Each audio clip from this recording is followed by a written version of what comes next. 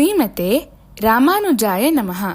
ವಿಷ್ಣು ಸಹಸ್ರನಾಮದಲ್ಲಿರುವ 75ನೇ ತಿರುನಾಮ ಈಶ್ವರ.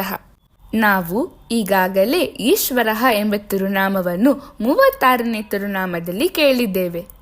ಹಾಗಿದ್ದರೆ ಇಂದಿನ ತಿರುನಾಮ ಮತ್ತು 36ನೇ ತಿರುನಾಮದ ಮಧ್ಯೆ ಇರುವ ವ್ಯತ್ಯಾಸವೇನೆಂದು ನೀವು ಯೋಚಿಸುತ್ತಿರಬಹುದು. ವಿಷ್ಣು ಸಹಸ್ರನಾಮದಲ್ಲಿ ಒಟ್ಟು 96 ತಿರುನಾಮಗಳು ಮರುಕಳಿಸುತ್ತವೆ. ಮರುಕಳಿಸುವುದರಿಂದ ಯಾವುದೇ ದೋಷವಿಲ್ಲ ಎಂದು ಪರಾಶರ್ ಭಟ್ಟರ್ ತಮ್ಮ ವ್ಯಾಖ್ಯಾನದಲ್ಲಿ ವಿವರಿಸಿದ್ದಾರೆ. ಪ್ರತಿ ತಿರುನಾಮದ ಅರ್ಥ ಮತ್ತು ಮಹತ್ವವು ಬಂದಿರುವ ಸಂದರ್ಭದ ಮೇಲೆ ಆಧಾರಿತವಾಗಿರುತ್ತದೆ. 36ನೇ ಈಶ್ವರ ತಿರುನಾಮದಲ್ಲಿ ಭಗವಂತ ಯಾವ ಅವತಾರವನ್ನು ತಾಳಿದರೂ ಅದು ರಾಮನಾಗಿರಲಿ ಅಥವಾ ಕೃಷ್ಣನಾಗಿರಲಿ ಅವನ ಪರಮಾಧಿಕಾರವು ಅಚಲವಾಗಿರುತ್ತದೆ ಎಂಬುದನ್ನು ನಾವು ನೋಡುತ್ತೇವೆ. ಕೃಷ್ಣನು ತನ್ನ ಗುರು ಸಾಂದೀಪನಿಯ ಮಗನನ್ನು ಮೃತ್ಯುವಿನಿಂದ ಮರಳಿ ತಂದುಕೊಟ್ಟ ಕಥೆ ಇದಕ್ಕೆ ಉದಾಹರಣೆ. ಆದರೆ ಇಂದಿನ ತಿರುನಾಮದಲ್ಲಿ ಭಗವಂತ ಆಳುವವನು ಎಂಬ ಪಾತ್ರವನ್ನು ಒತ್ತಿ ಹೇಳುತ್ತದೆ. ಇದನ್ನು ನಾಥಮುನಿಯವರು ಕಳೆದು ಹೋಗಿದ್ದ 4000 ದಿವ್ಯ ಪ್ರಬಂಧವನ್ನು ಮರಳಿ ಪಡೆದ ಕಥೆಯ ಮೂಲಕ ನಾವು ತಿಳಿಯಬಹುದು. ಒಮ್ಮೆ ಶ್ರೀ ವೈಷ್ಣವ ಗುರು ಪರಂಪರೆಯ ಪ್ರಸಿದ್ಧ ಆಚಾರ್ಯರಾದ ನಾಥಮುನಿಯವರು ಆರಾವಮುದನಾದ ಶ್ರಾಂಗಪಾಣಿ ಭಗವಂತನ ದರ್ಶನಕ್ಕಾಗಿ ಕುಂಭಕೋಣಮಿಗೆ ಹೋದರು. ದೇವಸ್ಥಾನದ ಒಳಗೆ ಹೋಗುತ್ತಿದ್ದಂತೆಯೇ ಕೆಲವು ಭಕ್ತರು ಭಗವಂತನನ್ನು ಕೊಂಡಾಡುತ್ತಾ ಅಮೃತಕ್ಕಿಂತಲೂ ಮಧುರವಾದ ಪಾಶುರಗಳನ್ನು ಹಾಡುತ್ತಿರುವುದನ್ನು ಅವರು ಕೇಳಿದರು. ಭಕ್ತರು ಹಾಡಿದ ನಂತರ ನಾಥಮುನಿಗಳು ಅವರ ಬಳಿಗೆ ಹೋಗಿ, ಭಗವಂತನ ಬಗ್ಗೆ ಇಷ್ಟು ಭಕ್ತಿಪೂರ್ವಕವಾಗಿರುವ ಈ ಪಾಶುರಗಳನ್ನು ಯಾರು ರಚಿಸಿದ್ದಾರೆ, ಅಡಿಯನಿಗೆ ತಿಳಿಸಿ ಎಂದು ಕೇಳಿದರು. ಅದಕ್ಕೆ ಭಕ್ತರು, ಇವು 1000 ಪಾಶುರಗಳಲ್ಲಿ 10 ಪಾಶುರಗಳು. ಇದನ್ನು ನಮ್ಮಾಳ್ವಾರವರು ಈ ದಿವ್ಯ ದೇಶದ ಭಗವಂತನಿಗಾಗಿ ರಚಿಸಿದ್ದಾರೆ ಎಂದು ಹೇಳಿದರು. ನಾಥಮುನಿಗಳು, ಹಾಗಾದರೆ ಉಳಿದ 990 ಪಾಶುರಗಳು ಎಲ್ಲಿವೆ? ಅವೆಲ್ಲವನ್ನು ಓದಿ ಕಲಿಯಲು ನನಗೆ ಬಹಳ ಆಸೆ. ಈ ಪಾಶುರಗಳಲ್ಲಿ ಭಗವಂತನ ಮೇಲಿನ ದಿವ್ಯ ಪ್ರೀತಿ ತುಂಬಿಕೂಡಿದೆ ಎಂದು ಹೇಳಿದರು. ಅದಕ್ಕೆ ಭಕ್ತರು, ಉಳಿದ ಪಾಶುರಗಳ ಬಗ್ಗೆ ನಮಗೆ ತಿಳಿದಿಲ್ಲ ಎಂದು ಉತ್ತರಿಸಿದರು. ಇದನ್ನು ಕೇಳಿ ನಾಥಮುನಿಗಳು ಸ್ವಲ್ಪ ಬೇಸರಗೊಂಡರು. ಆದರೆ ಉಳಿದ ಪಾಶುರಗಳನ್ನು ಹುಡುಕಬೇಕೆಂಬುವ ಒಂದು ದೈವಿಕ ಪ್ರೇರಣೆ ಅವರಿಗೆ ಉಂಟಾಯಿತು. ಅವು ಎಲ್ಲಿವೆ ಮತ್ತು ಹೇಗೆ ಪಡೆಯುವುದೆಂದು ಯಾರಿಗೂ ತಿಳಿದಿರಲಿಲ್ಲ. ಆ ಸಮಯದಲ್ಲಿ ನಾಥಮುನಿಯವರು ತಮ್ಮ ತಂದೆಯಾದ ಈಶ್ವರ ಮುನಿಯವರಿಗೆ ಮನಸ್ಸಿನಲ್ಲಿ ಪ್ರಾರ್ಥನೆ ಮಾಡಿ ತಮ್ಮ ಮನದ ಆಸೆಯನ್ನು ಹೇಳಿದರು. ಅದಕ್ಕೆ ಅವರ ತಂದೆ, ನನ್ನ ಹೆಸರು ಈಶ್ವರ, ಅದೇ ಹೆಸರು ಆರಾವಮುದನಾದ ಭಗವಂತನಿಗೂ ಇದೆ. ಏಕೆಂದರೆ ಈ ಸಂಪೂರ್ಣ ಸೃಷ್ಟಿಯನ್ನು ಆಳುವವನೇ ಅವನು. ನೀನು ಅವನ ಕೈಯಲ್ಲಿರುವ ಒಂದು ಸಾಧನ ಮಾತ್ರ. ಆದ್ದರಿಂದ ನಿನ್ನ ಪ್ರಯತ್ನವನ್ನು ಅವನಿಗೆ ಸಮರ್ಪಿಸಿ ಈ ಹುಡುಕಾಟವನ್ನು ಆರಂಭಿಸು. ಅವನೇ ನಿನ್ನನ್ನು ಸರಿಯಾದ ದಾರಿಯಲ್ಲಿ ನಡೆಸುತ್ತಾನೆ ಎಂದು ಹೇಳಿದರು. ನಂತರ ನಾಥಮುನಿಗಳು ನಮ್ಮ ಆಳ್ವಾರರ ಜನ್ಮಸ್ಥಳವಾದ ಆಳ್ವಾರ್ ತಿರುನಗರಿಗೆ ಹೋಗಿ ಹಲವರನ್ನು ವಿಚಾರಿಸಿದರು. ಆದರೆ ಉಳಿದ ಪಾಶುರಗಳ ಬಗ್ಗೆ ಯಾರಿಗೂ ತಿಳಿದಿರಲಿಲ್ಲ. ಅದಾದ ನಂತರ ನಾಥಮುನಿಯವರು ತಿರುಕೋಲೂರಿಗೆ ಹೋದರು. ಅದು ಮಧುರ ಕವಿ ಆಳ್ವಾರ್ ಅವರ ಜನ್ಮಸ್ಥಳ. ಅಲ್ಲಿ ಅವರು ಪರಾಂಕುಶ ದಾಸರ್ ಅವರನ್ನು ಭೇಟಿಯಾದರು. ಪರಾಂಕುಶ ದಾಸರ್ ಅವರು ನಮ್ಮಾಳ್ವಾರರ ಶಿಷ್ಯರಾಗಿದ್ದರು. ಅವರು, ನಮ್ಮ ಆಳ್ವಾರರು ಹಾಡಿದ ಪಾಶುರಗಳ ಬಗ್ಗೆ ನನಗೆ ತಿಳಿದಿಲ್ಲ.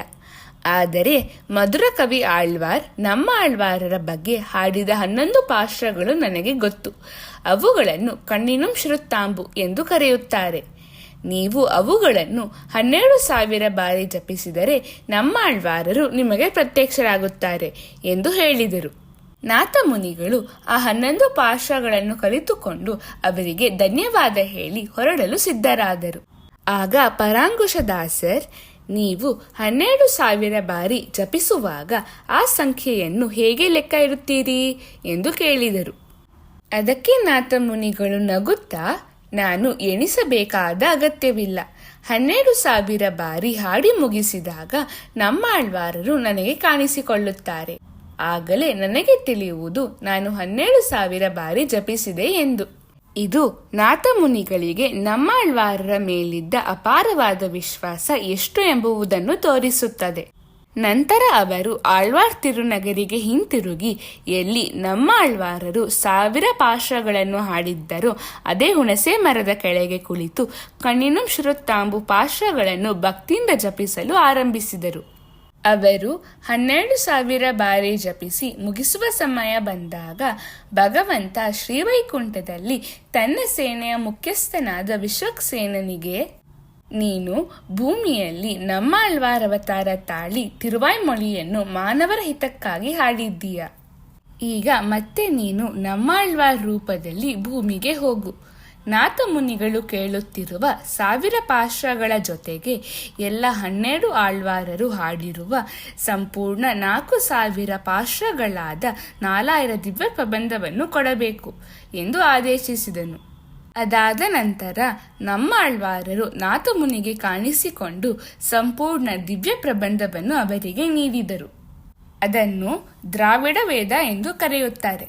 ನಾಥ ಮುನಿಯವರ ಸಂತೋಷಕ್ಕೆ ಮಿತಿಯೇ ಇರಲಿಲ್ಲ. ನಾಥ ಮುನಿಗಳು ನಮ್ಮ ಆಳ್ವಾರರ ಪಾದಗಳಿಗೆ ನಮಸ್ಕರಿಸಿ ತಕ್ಷಣವೇ ಕುಂಭಕೋಣಂಬಿಗೆ ಹೋಗಿ ಅಲ್ಲಿರುವ ಆರಾಮದನ್ ಭಗವಂತನ ಪಾದಗಳಿಗೆ ಬಿದ್ದು, ಹೇ ಪರಮಾತ್ಮ, ನಿಮ್ಮ ಅನುಗ್ರಹವಿಲ್ಲದೆ ನಾನು ಇದನ್ನು ಸಾಧಿಸಲು ಸಾಧ್ಯವಾಗುತ್ತಿರಲಿಲ್ಲ. ಶ್ರೀವೈಕುಂಠದಲ್ಲಿರುವ ನಿತ್ಯ ಸೂರಿಗಳ ಮೇಲಿನ ನಿಮ್ಮ ಆದೇಶದಿಂದಲೇ ಇದು ಸಾಧ್ಯವಾಯಿತು ಎಂದು ಹೇಳಿದರು.